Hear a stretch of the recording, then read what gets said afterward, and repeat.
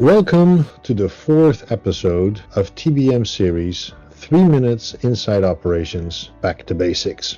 During our last episode, I talked about KPIs and using only a few essential KPIs to track performance and making sure that the people responsible for these KPIs can actually influence them. I keep repeating this because it's important. Measuring a KPI that I can't influence is useless to me, my team, and my boss, and it wastes everybody's energy. Today's episode, we're going to talk about tiered meetings. The concept of tiered meetings is that at each level in an organization, the people there get together for only a few minutes, 5 or 10, to look at their KPIs and determine amongst themselves whether action is required or not. Are we doing well? Are we meeting our plan? Or does something needs to be changed or adjusted so that we can meet our plan? In manufacturing organizations, this usually means that, for example, a foreman meets with his team somewhere around the middle of the shift, making this assessment. Are we meeting our plan or not? This is frequently done in front of a whiteboard or in a room where you have TV screens displaying these KPIs. These are visual.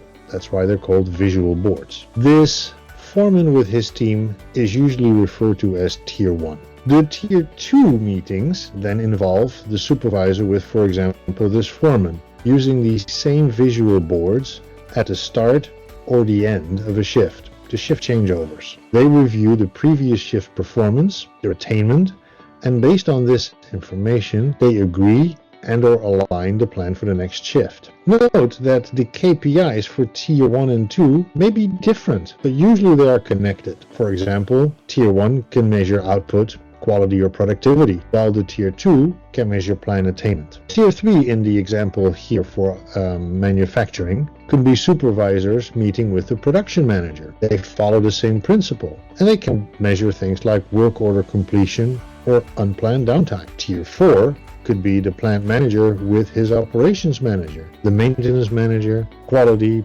planning, and or HR responsible. They can measure things like corrective resolutions or planning compliance. And then the Tier 5 could be the management team, and this could be the discussion with commercial, operational, and or financial indicators. The objective is to assess and evaluate deviations from plans at each level and act. Recently, TBM implemented this methodology in a manufacturing environment in one of our clients. After about 2 weeks of Tier 1 meetings, a quality issue was discovered. This is a complex, continuous process, but thanks to the combined and immediate effort of the quality, the production, engineering, and R&D teams, a solution was found within a day. Corrections were made the next, and everything was brought under control, with best practices in place to prevent this from happening again. The client mentioned to us that if these Tier 1 meetings would have not been in place, they would have eventually discovered these quality issues, but it would have been weeks later, and weeks